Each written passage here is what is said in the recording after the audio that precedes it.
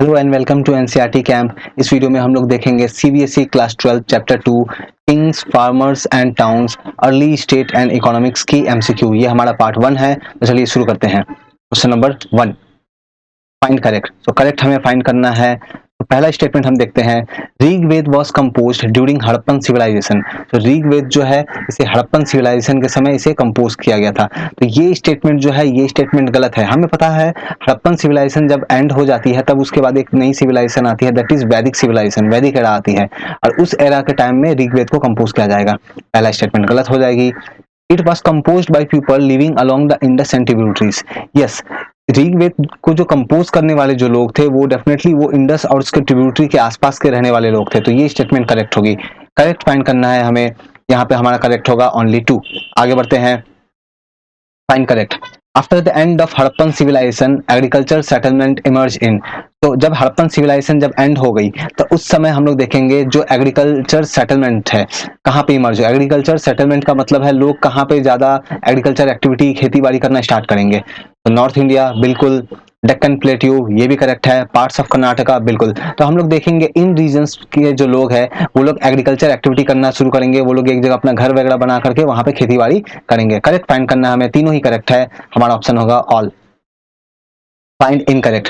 After the end of Harappan civilization, pastoral population developed in Deccan. तो हम लोग देखेंगे हड़प्पन सिविलाइजेशन जब एंड हो जाएगी तो जो ये पेस्टोरल पॉपुलेशन जो है जो एक जगह से दूसरा जगह घूम के वो अपना जो है वो लोग घूमती है, उनके साथ बहुत सारे एनिमल्स वगैरह भी हो सकते हैं। तो इस तरह की जो पॉपुलेशन है ये डेक्कन में इमर्ज होगी। बिल्कुल ये करेक्ट है।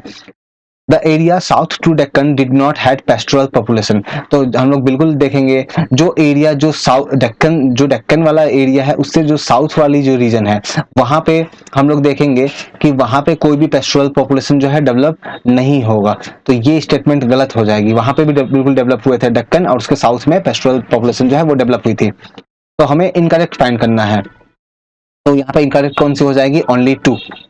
नेक्स्ट आगे बढ़ते हैं। Question number 4, assertion reason. The 6th century BC is often regarded as a major turning point in early Indian history. तो हम लोग ये देखेंगे हमारी इंडियन हिस्ट्री में, इंडियन अर्ली हिस्ट्री में जो ये 6th century BC थी ये बहुत ही ज्यादा इंपॉर्टेंट एक बहुत ही एक टर्निंग इवेंट होगी। बिल्कुल ये करेक्ट है क्योंकि यही वो टाइम पीरियड था जिस समय हमारी महाजनपद वगैरह जो है वो डेवलप होना स्टार्ट होंगे। तो हमारी आपको पता है हड़प्पन सिविलाइजेशन जो थी ये एक अर्बन सिविलाइजेशन थी। इसके बाद में वैदिक एरा आई और जो कि काफी हद तक रूरल सिविलाइजेशन थी, रूरल सोसाइटी थी। और उसके बाद में फिर से डेवलपमेंट होना स्टार्ट होगा। अब वो एरा कौन सा होगा? महाजनपद वाला। अब वो स्टार्ट होगा 6th century BC से। तो बिल्कुल ये करेक्ट है। It is the era associated with early states, city, growing use of iron, development in the coinage। तो बिल्कुल ये बिल्कुल करेक्ट है। रीजन जो है ये बिल्कुल करेक्ट है। अब बिल्कुल सही एक्सप्लेनेशन है। तो हमारा जो आंसर होगा वो होगा ऑप्शन ए। आगे बढ़ते हैं। What is megalith? तो मेगालिथ जो टर्म है इसका मतलब क्या है इसकी meaning? Stone structure to mark grave, stone structure containing inscription, wood structure to mark grave, stone structure to mark victory in war. Correct answer होगा ऑप्शन ए। देखो बहुत बार क्या करते थे ना आप, अगर कुछ अपने डायग्राम्स में भी देखी होंगी जहां पे लोगों के डेड होने के बाद में जहां पे लोगों को दफनाते थे, जहां पे उनकी ब्यूरल साइट्स होती थी, जहां उन्हें दफनाते थे, तो वो जो ग्रेव्स होती थी उनके आसपास में बड़े बड़े पत्थरों से इस तरह से कुछ मार्किंग वगैरह कर देते थे। एंड ये था क्या? मेगालिथ्स। ठीक है, तो ऑप्शन ए करेक्ट होगा हमारा, option 1। Find correct. After the end of Harappan civilization हम लोग देखेंगे यहाँ पे कि हड़प्पन सिविलाइजेशन जब एंड होगी तो new mode of disposal of dead body developed. हम लोग देखेंगे जो डेड बॉडी जो थी उनको डिस्पोज करने का जो एक नया मेथड जो है वो डेवलप होगा। बिल्कुल आपने अभी जस्ट एग्जांपल देखा मेगालिथ्स वाली, तो ये तो करेक्ट हो जाएगी। Megalith practice emerge in central and north India from the first millennium BC. ये स्टेटमेंट गलत हो जाएगी। सेंट्रल में तो होगा, नॉर्थ नहीं, साउथ होगा, है ना। तो साउथ इंडिया में ये ज्यादा था, सेंट्रल और साउथ इंडिया में ज्यादा ये था। तो हमारी ये स्टेटमेंट जो है स्टेटमेंट 2 गलत हो जाएगी। In many case dead were buried with rich range of iron tools and weapons. ये प्रैक्टिस हम लोगों ने बहुत सारे डिफरेंट सिविलाइजेशंस में भी देखा है कि डेड बॉडी के साथ में कुछ सामान को डाल देना। हड़प्पन सिविलाइजेशन में भी वो लोग करते थे लेकिन बहुत ज्यादा प्रैक्टिस नहीं, बट थोड़ा बहुत एग्जाम्पल मिला है हमें। तो हम लोग यहाँ पे देखेंगे कि बहुत सारे ऐसे केस में होगा कि डेड बॉडी के साथ में आयरन के टूल्स वगैरह वेपन्स वगैरह जो है वो वहां पे रख देंगे। तो बिल्कुल ये वाली करेक्ट हो जाएगी। तो करेक्ट कौन सी है? 1 and 3। हमारा ऑप्शन होगा ऑप्शन बी। आगे बढ़ते हैं। Fine, correct.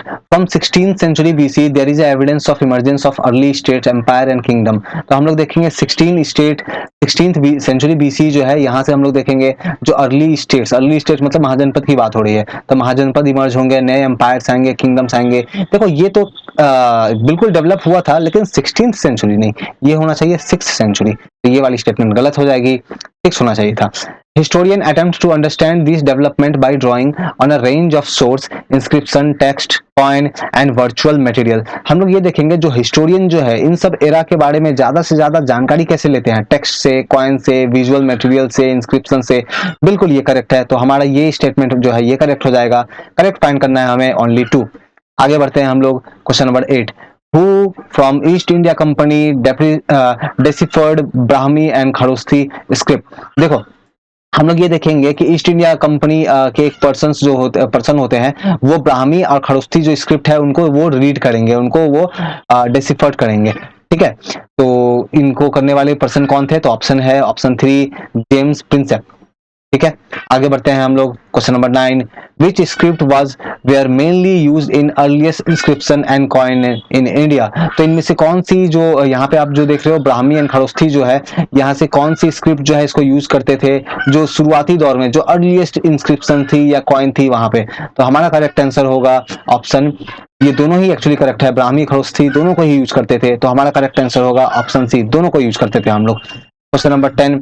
What is the meaning of the word Piyadasi mentioned in earliest inscription and coin? तो ये जो वर्ड है पियादसी जो बहुत बार हमें देखने को मिलता है कुछ इंस्क्रिप्शंस में एंड कॉइन्स में, इसका मतलब क्या था, मीनिंग क्या थी इसकी?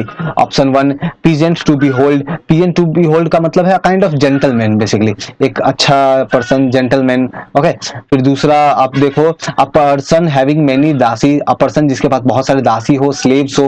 ठीक है, a person who love to drink wine, या फिर नन। करेक्ट आंसर होगा option A pleasant to be hold. Question number 11। Find incorrect. Incorrect statement हमें फाइंड करना है। All inscription refer to the king as Ashoka. तो जितने भी इंस्क्रिप्शन हमें मिले हैं वो सभी इंस्क्रिप्शन में जो है किंग को टर्म किया गया है एज अशोका। नहीं, ऐसा अशोका नहीं, कुछ ऐसे इंस्क्रिप्शन मिली है जहां पे किंग के बदले अशोका जो वर्ड है वो यूज किया गया है। तो ऐसी ऑल नहीं है, कुछ ऐसे इंस्क्रिप्शन है, तो ये वाली तो गलत हो जाएगी। Buddhist text are silent on Ashoka. Buddhist अगर जो भी हम लोग टेक्स्ट देखें, जो भी बुद्धिस्ट रिलीजन से जुड़ी हुई बुक्स है, टेक्स्ट है, वहां पे हम लोग देखेंगे कि अशोका के बारे में कोई मेंशन नहीं मिलता, कोई जानकारी नहीं मिलता। ये भी गलत हो जाएगा, बिल्कुल जानकारी मिलता है। इनकरेक्ट फाइंड करना है हमें, दोनों ही इनकरेक्ट है, ऑप्शन सी। आगे बढ़ते हैं question number 12। What is the meaning of epigraphy? Epigraphy जो वर्ड है इसकी मीनिंग क्या होगी? The study of coin, the study of inscription, the study of ancient weapon, the study of culture। Correct answer होगा option 2 the study of inscription। आगे बढ़ते हैं, find correct। European scholars used inscriptions and text composed in variety of language to reconstruct the lineage of major dynasties that had ruled the subcontinent।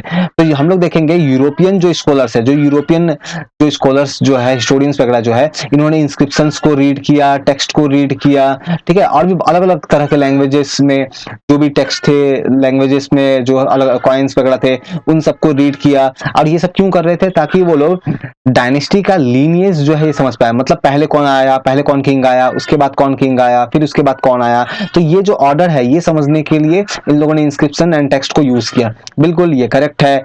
जो तो अलग अलग language के inscriptions को use किया, ब्राह्मी को पढ़ा, पाली को पढ़ा, तमिल को पढ़ा, संस्कृत को पढ़ा, प्राकृत को पढ़ा, अलग अलग जो लैंग्वेजेस थे, खारोस्ती को पढ़ा। ठीक है, now Indian scholars use only Sanskrit to reconstruct the lineage of major dynasty. और जो हमारे इंडिया के जो स्कॉलर्स जो थे, इन्होंने सिर्फ संस्कृत को रीड करके और फिर उसके बेसिस पे हमारे जो मेजर डायनेस्टीज थे उनको रिकंस्ट्रक्ट करने का ट्राई किया कि वहां पे लीनियज कैसी थी। लीनियज का मतलब अभी मैंने बताया जो ऑर्डर जो थी। तो ये स्टेटमेंट गलत है। इंडियन वालों ने सिर्फ संस्कृत को पढ़ा ऐसा बात नहीं है, इंडियन जो स्कॉलर्स थे उन्होंने भी बहुत सारे अलग अलग लैंग्वेजेस को पढ़ के इनको ट्राई किया। तो ये तो गलत हो जाएगी। ऑप्शन 1 जो स्टेटमेंट जो है 1 है वो करेक्ट होगा, हमारा आंसर होगा only 1।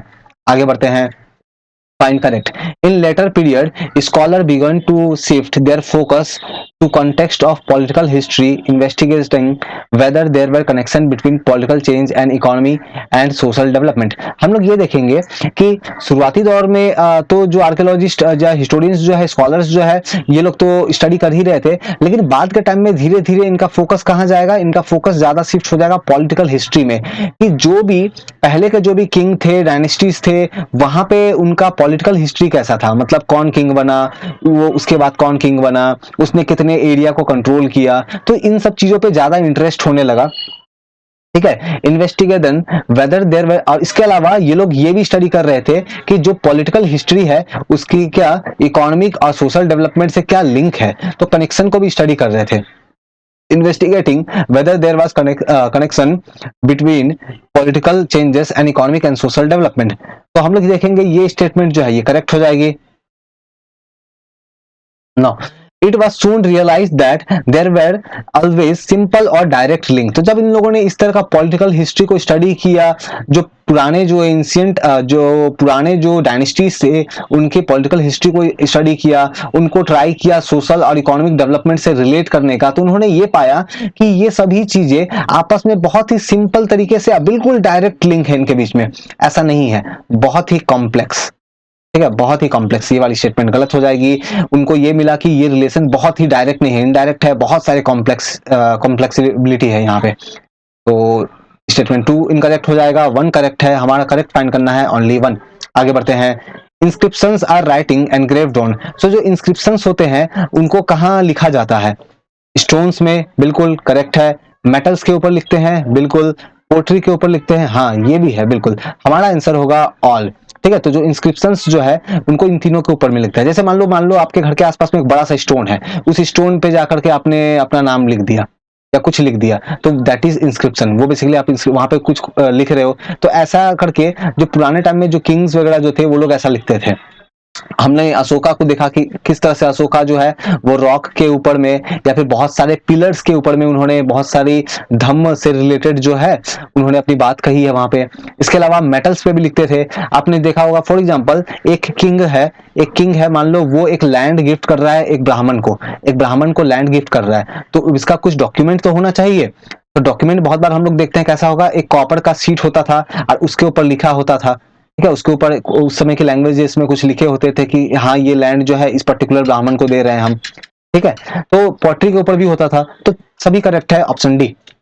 Question number 16, find correct. Inscription usually record. तो हम लोग इंस्क्रिप्शन जो हम लोग देखते हैं वो इंस्क्रिप्शन में जनरली क्या लिखा होता है, तो हम लोग ये देखते हैं the achievement and activity who commissioned them. तो जिन लोगों ने उन इंस्क्रिप्शन को बनाया, उन लोगों ने अगर कुछ अचीव किया है, मान लो एक किंग है और उसने अभी अभी एक दूसरे राजा को हराया है, तो वो क्या करेगा, वो इंस्क्रिप्शन में जाके इसके बारे में लिखेगा। वो वॉल में या रॉक के ऊपर जाके उसके ऊपर जाके लिखेगा कि मैंने अभी इस किंग को हरा दिया है। तो अपना अचीवमेंट्स वगैरह जो है वो लिखते थे, बिल्कुल ये करेक्ट है। Ideas of those who commissioned them.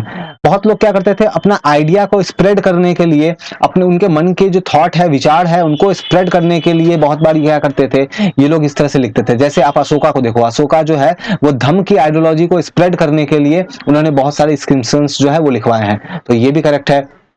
इसके अलावा देखते हैं, अगर कोई मैन अगर कुछ डोनेशन करता है, कुछ रिलीजियस डोनेशन करता है, जैसे मान लो एक मैन है, वो मैन मान लो कोई एक टेंपल है, टेंपल को कोई चीज डोनेट कर दिया। ठीक है, तो वो डोनेट कर दिया तो उसके लिए वो इंस्क्रिप्शन लिखता था कि ओके मैंने इस मंदिर को ये डोनेट किया है। लेकिन यहाँ पे देखो नॉट बाय वुमेन, ये गलत हो जाएगा। डोनेशन मैन करे या फिर वुमेन करे, अगर वो लोग रिलीजियस इंस्टीट्यूशन को अगर डोनेशन करते तो डेफिनेटली वो लोग, बहुत सारे लोग ऐसा होते थे जो इंस्क्रिप्शन के ऊपर में ये लिखते थे, यानी कि ये वाला गलत हो जाएगा। यहाँ पे नॉट बाय वुमेन है, इस कारण से ये गलत होगा, वुमेन भी करती थी। तो हमारा करेक्ट फाइंड करना है 1 और 2। आगे बढ़ते हैं। Inscription are virtually permanent record. तो इंस्क्रिप्शन जो है एक्चुअली एक तरह के परमानेंट रिकॉर्ड है। हाँ बिल्कुल, इंस्क्रिप्शन जो है वो बहुत लॉन्ग लास्टिंग है। देखो इतना साल पहले जो इंस्क्रिप्शन जो लिखा गया होगा उसको आज के डेट में हम लोग रीड कर रहे हैं, है ना। आज के डेट में हमारे अलग अलग जो हिस्टोरियंस है उनको रीड करने का, समझने का ट्राई कर रहे हैं। तो इसका मतलब बहुत लॉन्ग लास्टिंग है, तो एक तरह का परमानेंट रिकॉर्ड है वर्चुअली, तो बिल्कुल ये करेक्ट है। All of the inscription carry dates, बहुत सारी जो इंस्क्रिप्शंस जो होती थी उनके ऊपर डेट्स होती थी, ठीक है, उनके ऊपर डेट लिखा होता था कि ये जो लिख रहे हैं ये कब की इवेंट है, लेकिन जरूरी नहीं है कि सभी में हो, बहुत सारे में होते थे, बहुत सारे में नहीं भी होते थे, तो ऑल इंस्क्रिप्शंस बोलना गलत हो जाएगा, इनकरेक्ट फाइंड करना है हमें, ओनली 2।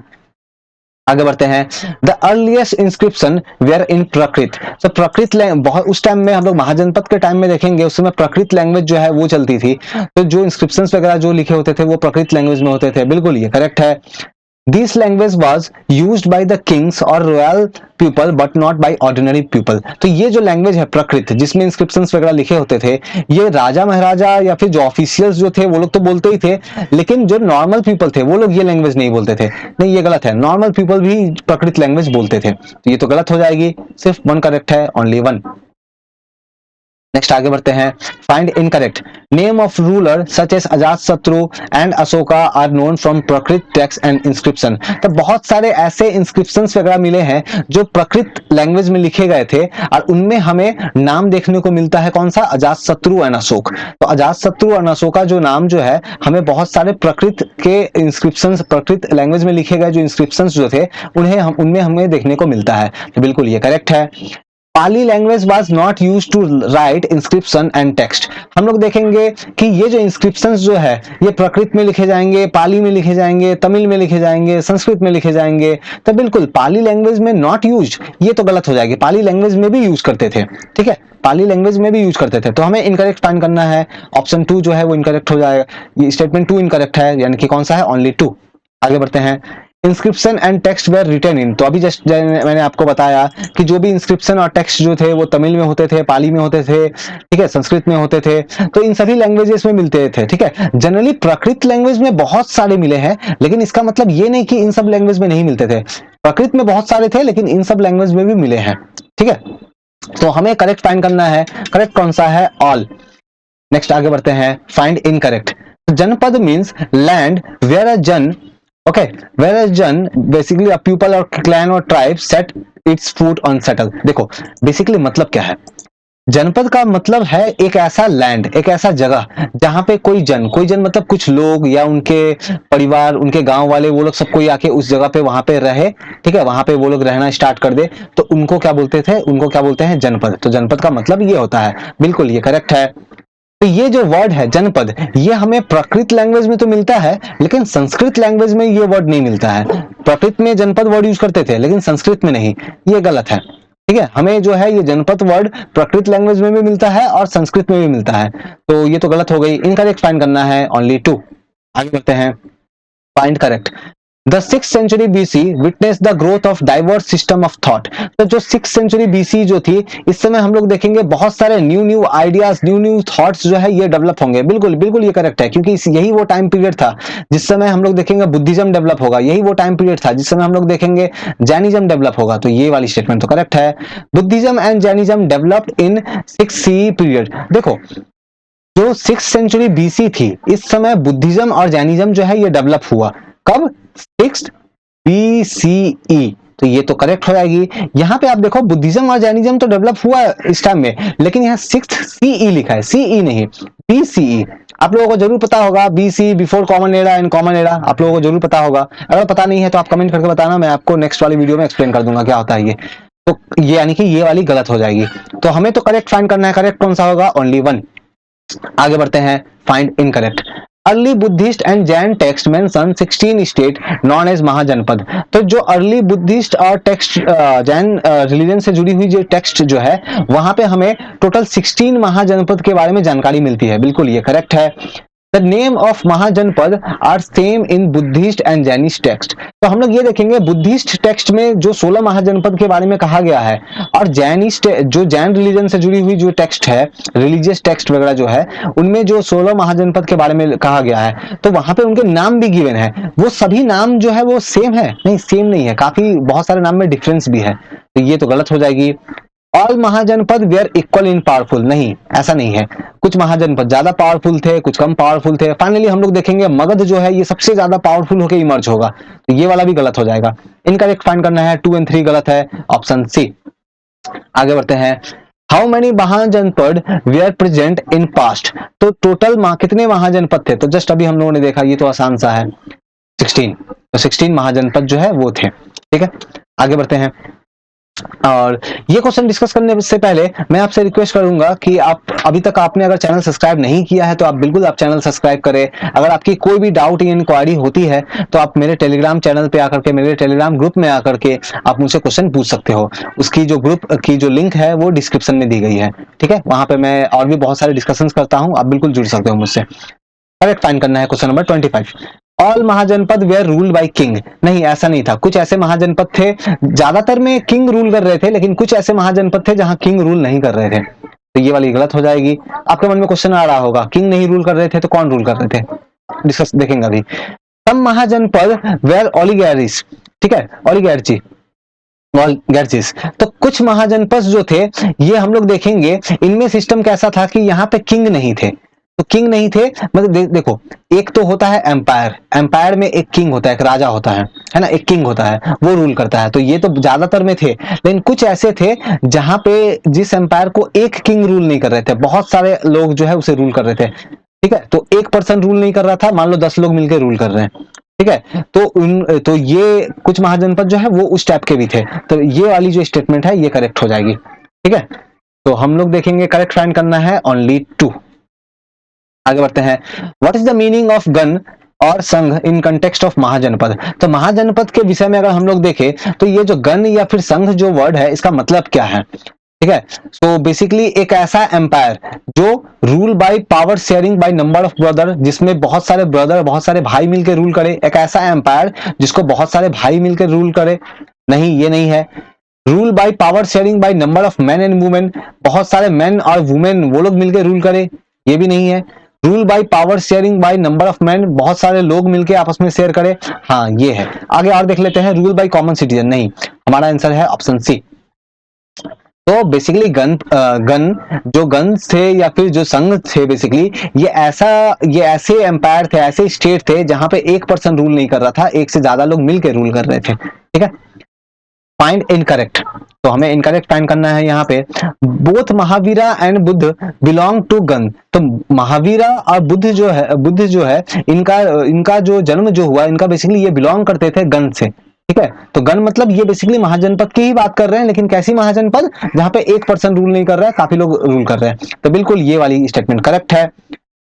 गन और संघ where oligarchies, okay, where power was shared by number of men often collectively called Piyadasi, तो ये गन या संघ ऐसा प्लेस था जहां पे जनरली सभी काफी लोग, नंबर ऑफ पीपल मिलके लोग जो है वो रूल कर रहे थे, और ये जो लोग रूल कर रहे थे ना, इन लोगों को एक साथ क्या बोलते थे, पियादसी नहीं, राजा बोलते थे इनको। ठीक है, तो ये वाली तो गलत हो जाएगी, तो हमें इनकरेक्ट फाइंड करना है ओनली 2, पियादसी नहीं।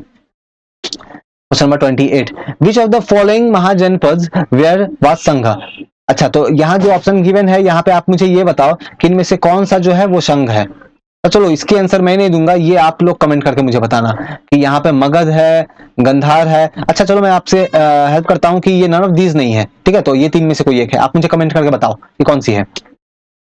फाइंड करेक्ट, अब हमें क्वेश्चन नंबर 29 में आ गया, करेक्ट फाइंड करना है हमें। वज्जी संघ यहाँ इन होगा, in Vajji sangha the rajas probably control the resource such as land collectively, तो वज्जी एक संघ था और उस संघ में बहुत सारे लोग जो है, बहुत सारे जो राजा जो थे वो रूल कर रहे थे, बहुत सारे राजा मिलके इसको चला रहे थे, और जो लैंड जो था वज्जी संघ के अंदर में जितना भी कंट्रोल में, उनके कंट्रोल में जितना भी लैंड था, ये लोग कलेक्टिवली रूल करते थे, तो बिल्कुल ये सही है। None of these mahajanapada state lasted for more than 500 year, तो जो भी हम लोग महाजनपद देख रहे हैं, 16 महाजनपद के बारे में हम लोगों ने अभी देखा, तो ये जो भी महाजनपद है इनमें से कोई भी महाजनपद जो है वो 500 साल से ज्यादा तक नहीं चला, ये स्टेटमेंट गलत है। इनमें से कुछ महाजनपद ऐसे थे जो हजारों साल तक चले, तो ये वाली तो गलत हो जाएगी। करेक्ट फाइंड करना है हमें, तो करेक्ट कौन सा होगा, ओनली 1। हमारा last question, find mahajanapada, sorry correct find करना है हमें, तो some mahajanapada did not had capital city, कुछ महाजनपद ऐसे थे जहां पे कैपिटल सिटी जो है वो नहीं होता था, ऐसा नहीं है, सभी के होते थे capital. Capital city was often fortified. अब कैपिटल सिटी जो है इसको हमेशा इसको बहुत ही ज्यादा सेफली रखा जाता था, नहीं तो कोई बगल का कोई दूसरा महाजनपद वाला इस पे आके अटैक करके इसको जो है इसको अपने कंट्रोल में ले लेगा। तो एज ए रिजल्ट हमेशा सोल्जर्स वगैरह रेडी रहते थे, बहुत सारे सोल्जर्स वेपन वगैरह के साथ रहते थे, तो हमेशा ये फोर्टिफाइड रहता था। ठीक है, तो ये वाली तो करेक्ट हो जाएगी, करेक्ट फाइंड करना है हमें ओनली 2। तो ये हमारा पार्ट 1 था। इसके बाद जो है मैं पार्ट 2 में लेके आऊंगा। ठीक है, इस तरह से लगभग मैं मोर देन 130 या फिर हो सकता है अराउंड 140 या 150 तक क्वेश्चन चला जाए, तो मैं उसको जल्दी से अपलोड करने का कोशिश करूंगा। ठीक है, टिल देन थैंक यू।